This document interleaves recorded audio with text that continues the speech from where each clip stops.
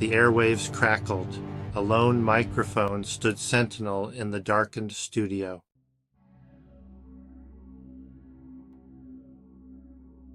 You're on the air with Gwen. What's on your mind tonight? Hello? Is anyone there? A faint click, like a line connecting across a great distance. Then a voice, barely a whisper, crackled through the speakers. Help me, please, you have to help me. The voice was laced with a terror that was impossible to fake. Gwen's initial amusement faded, replaced by a prickle of unease. I'm here. Tell me what's wrong. What's your name? A pause, static crackled again, the sound sharp and unsettling in the silence of the studio. They won't let me leave. They're here, in the walls. The line went dead.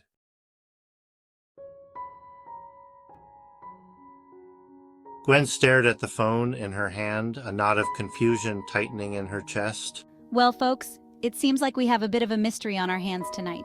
A nervous laugh escaped her lips. Doubt crept in. Was she overreacting? Maybe it was just a prank. Don't worry, everyone. We'll be right back after the break with more of your calls. But even she could hear the slight tremor in her voice, betraying her outward calm.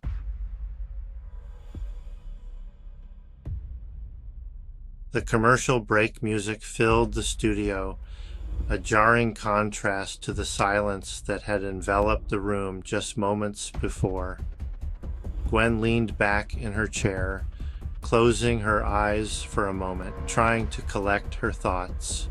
They won't let me leave. They're here, in the walls. The words sent a fresh wave of unease through her. She had dealt with her fair share of eccentric callers over the years, but there was something different about this one. The control room felt colder now, the air thick with an almost tangible tension.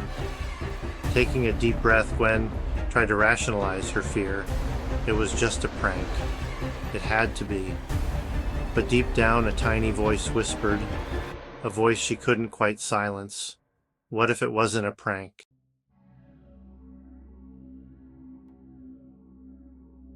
The phone on the console blinked. Once, twice, an incoming call. Gwen's pulse quickened. Could it be?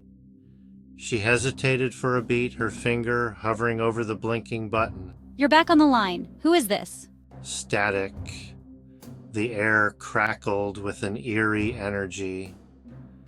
Then, the voice, closer this time, more frantic, more desperate.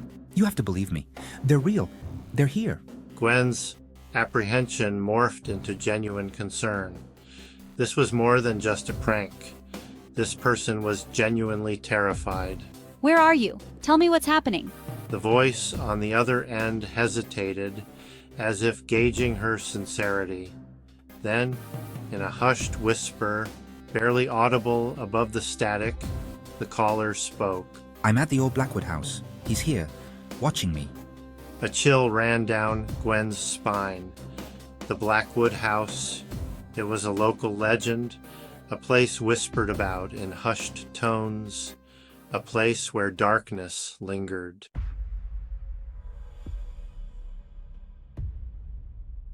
The name hung in the air, heavy with dread. The Blackwood house, even Gwen, a skeptic by nature, knew the stories. The Blackwood house? Static crackled on the line. Then, a choked sob. They're here. They're coming for me. Gwen's mind raced. Was this some elaborate hoax? Or was there something more, something truly sinister at play? The caller's fear felt too real, too visceral to be faked. Stay with me. Tell me what you see. She needed more information, something concrete to latch onto. The caller's response was a jumble of terrified gasps and incoherent whispers. The only discernible word was shadow. Then, silence.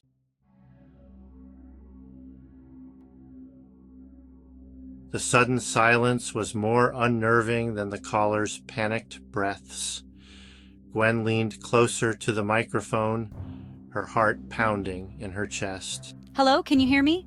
Only the hiss of static answered her. The silence stretched, each second an eternity.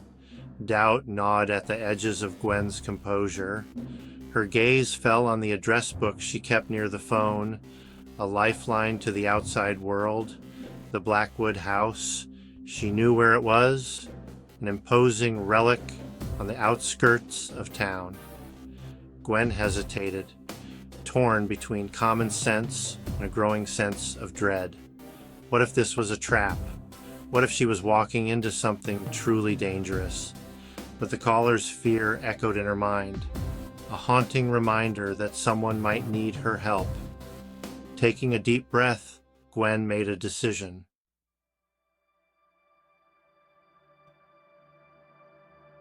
We're going to take a quick break, folks, but don't go anywhere. We'll be right back. Gwen cut the studio feed, the silence deafening after the adrenaline rush of the past few minutes. Her mind raced, trying to process the surreal turn of events. As she grabbed her keys and jacket, her phone buzzed on the console. The caller ID was once again obscured by static. Hello?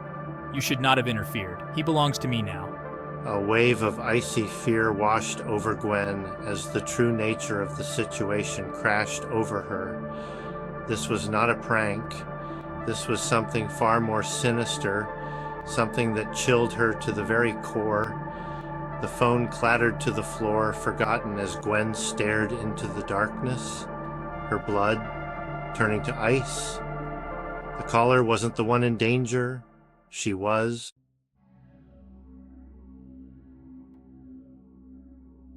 Rain lashed against the windshield, blurring the desolate road ahead. Gwen gripped the steering wheel, her knuckles white, her heart pounding in sync with the rhythmic thump of the windshield wipers. The old Blackwood house. It was a place spoken of in hushed whispers, a place where tragedy lingered like a shroud. The headlights caught a weathered sign, half hidden in the overgrowth. Blackwood Lane. The words seemed to dare her to enter. Taking a deep breath, Gwen steered the car onto the narrow lane, the trees closing in overhead like grasping claws. The house loomed ahead, a dark silhouette against the stormy sky. Even from a distance, it emanated an aura of oppressive gloom, a palpable sense of wrongness that sent chills down Gwen's spine. She parked the car a distance away, the engine's silence amplifying the eerie stillness of the night. Rain continued to fall, a relentless torrent that mirrored the turmoil brewing within her. Doubt whispered insidious suggestions. Turn back. This is foolish. But something, perhaps a sense of responsibility, perhaps a flicker of morbid curiosity, compelled her forward.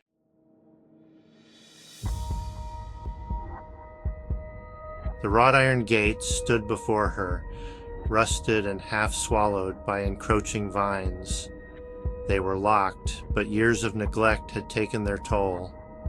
With a groan of protest, the gates swung open, granting Gwen access to the grounds. Each step towards the house felt heavier than the last, as if an unseen force was trying to hold her back. The air grew colder, the scent of damp earth and decay, heavy in the air, suffocating. The house loomed large, casting an imposing shadow in the pale glow of the headlights. The windows were dark, like empty sockets, staring back at her with a chilling intensity.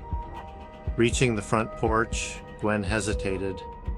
Her hand trembled as she reached out to the tarnished door knocker. Its shape, a grotesque caricature of a skull. A shiver ran down her spine as her knuckles made contact with the cold metal. The sound echoed through the night, a sharp, metallic clang that seemed to reverberate through the very foundations of the house.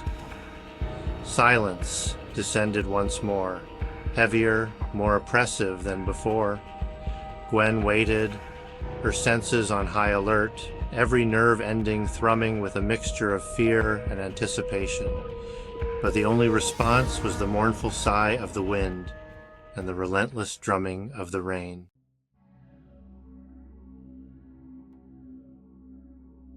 Taking a deep breath, Gwen tried the doorknob. To her surprise, it turned with a low groan. The door creaked open, revealing a profound darkness. Hesitantly, she stepped inside, her hand groping for a light switch.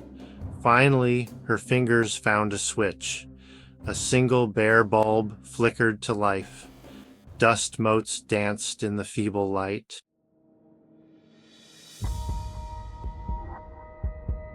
Gwen's flashlight cut a narrow beam through the oppressive darkness of the Blackwood house. The air hung heavy, thick with the scent of decay and the weight of forgotten memories. The silence was unnerving, broken only by the creaking of the old house and the frantic thumping of her own heart. She moved cautiously through the hallway, her hand brushing against the faded wallpaper, its once vibrant patterns now obscured by time and neglect. The air grew colder as she ventured deeper into the house. A tangible shift that sent a shiver down her spine. Portraits of the Blackwood family lined the walls, their eyes seeming to follow her every move. She paused, shining her flashlight on a portrait of a young woman with hauntingly familiar blue eyes. The nameplate read, Eleanor Blackwood, 1888. A wave of unease washed over Gwen. Eleanor Blackwood. The name resonated with a chilling familiarity, but she couldn't quite place it. Something about those eyes, those piercing blue eyes, tugged at the edge of her memory. Pushing open a creaking door, Gwen entered a room shrouded in shadows. The air here was noticeably colder, sending a fresh wave of goosebumps down her arms. The flashlight beam danced across the dusty furniture, revealing glimpses of a life interrupted. The room was a time capsule, frozen in eerie stillness. Dust-covered furniture huddled together in the oppressive darkness. The table in the center drew her attention. A Ouija board. Candles, their wicks long burned out, surrounded the board. The planchette reflected the faint light like an accusing eye. A chill ran down her spine. This was a seance room where the veil between the living and the dead thinned. A cold gust slammed the door shut, plunging the room into darkness. Get out while you still can. Panic surged through me, threatening to overwhelm. I stumbled back, my hand frantically searching for the flashlight. With a shaky hand, I aimed the beam into the darkness. A figure materialized, a young woman with eyes that burned with an eerie blue light. It was Eleanor Blackwood, her spectral form radiating sadness. Eleanor's hand reached out, sending a jolt of icy energy through me. The truth slammed into me. The voice on the phone was a warning from beyond the grave.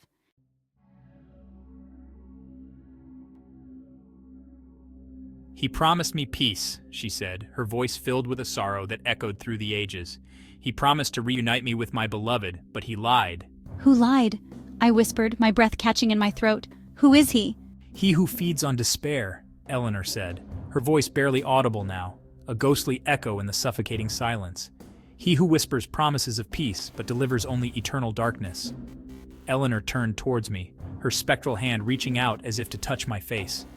Beware, child, she whispered, her voice filled with a desperate urgency. He has chosen you. He seeks to claim your voice, your life force, to silence you forever. Terror, raw and primal, surged through me, threatening to consume. I stumbled back, my hand instinctively reaching for the door, but my feet felt rooted to the spot as if bound by an unseen force.